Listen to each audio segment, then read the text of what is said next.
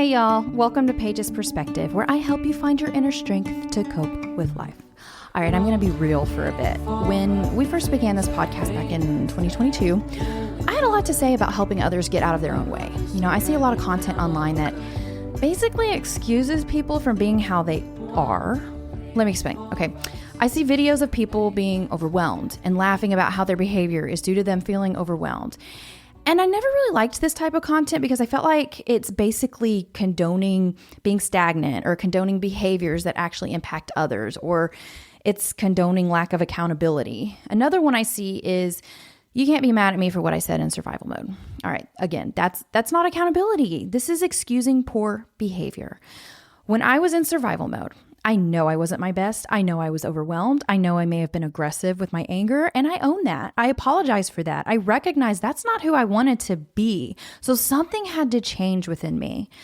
We need to take accountability for our actions as well. So we discuss accountability all the time from our partner, but haven't really touched on the spouse's side.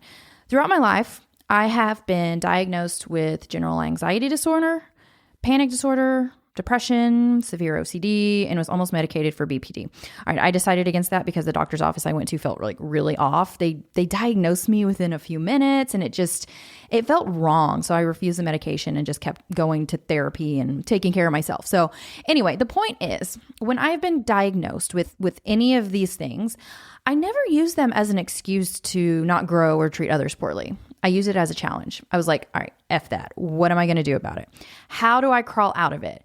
You know, our perspective plays a huge role in how we show up and how we change. If we say, oh, this is just who I am, or that's my overwhelming brain taking over, or I can't help it, I have OCD, instead of challenge. This is a challenge. What am I going to do about it? We're going to stay stuck. We will continue to pour our overwhelmed behavior onto others, and then we will fall deeper into what we need to crawl out of. This is where we are a bit similar to the addict in our life, okay? They feel as though they cannot do better, stop the drug or alcohol, or get out of whatever it is they're feeling. If we use our diagnosis or survival mode as a reason to not crawl out, we're choosing to stay stuck. Just like they're choosing to continue doing what they're doing. They're choosing to continue taking the drug or alcohol. Look, mental health is real. I know how so many people feel. I know what it feels like to feel as though you will never get out of the funk or depression or anxiety or panic. You know, it feels like that's going to be you for the rest of your life. But if you tell yourself that you can't change or get out of it, then you're right. You got to shift your perspective and know that it is possible to get out of your own way and thrive. There will be tears. There will be anger. There will be so many emotions and thoughts that you may feel like it's impossible to stop. It's not impossible. It's only impossible if you say it is. So a bit of some story time, okay? This summer, I was back in survival mode. Yep. Some real talk here. I was struggling.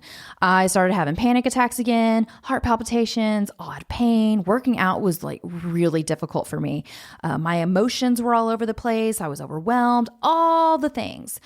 So I decided to take some time to really recharge and pause, and I questioned for a bit why this was happening. And of course, my brain came up with a ton of explanations, like maybe it's secondary trauma, maybe I'm just crazy, maybe I'm just super overwhelmed.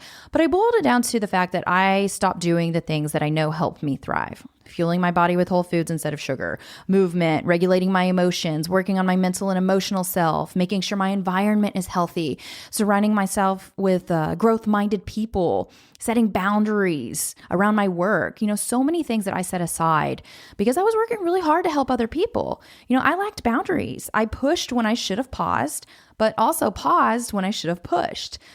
I am my best self when I take care of myself. It was a reminder that my old habits and way of thinking can easily come out if I'm not careful. I told myself a long time ago that I'd never allow myself to get back to that place, but I was wrong. I did allow myself to get there, and I can't blame anyone for that except me. I do have compassion for myself, and I don't beat myself up for getting to that point. However, I do take accountability for the times that I snapped at my family or did things that were out of character. You know, survivor mode isn't an excuse. It's a challenge to wake up and do something different. I'm going to get a little bit off topic for just a moment. There was something else that I realized, that I was allowing myself to lower myself so that I could be relatable. And it's not healthy because I can relate to others. Guys, I've been there. I've been through what majority of your people have gone through.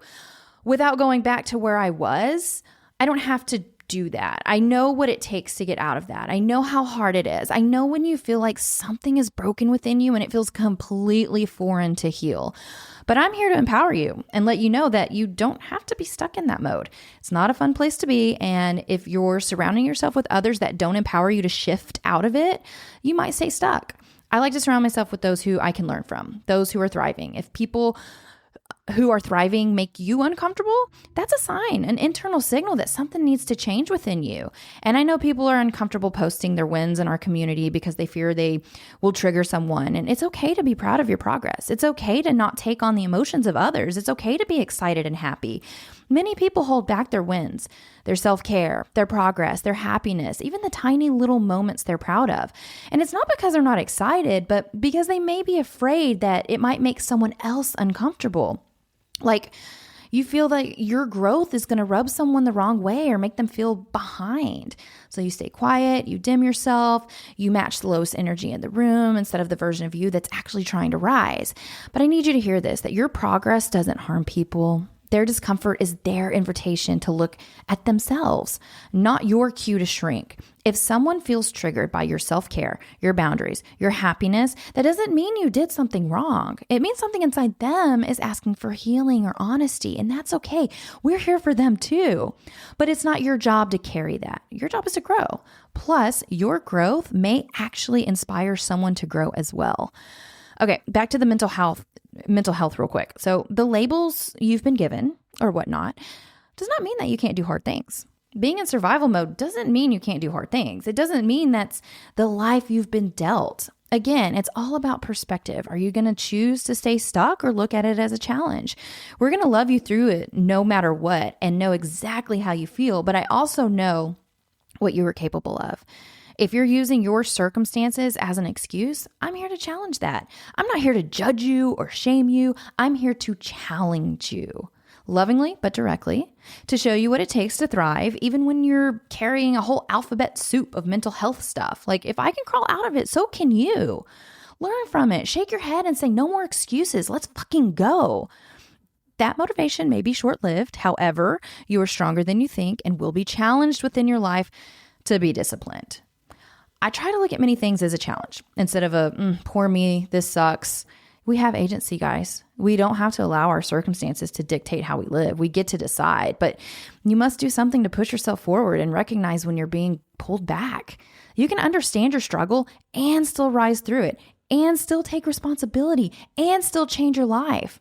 I've been there. I know what those labels feel like. I know how consuming it can be. I know how real the symptoms are.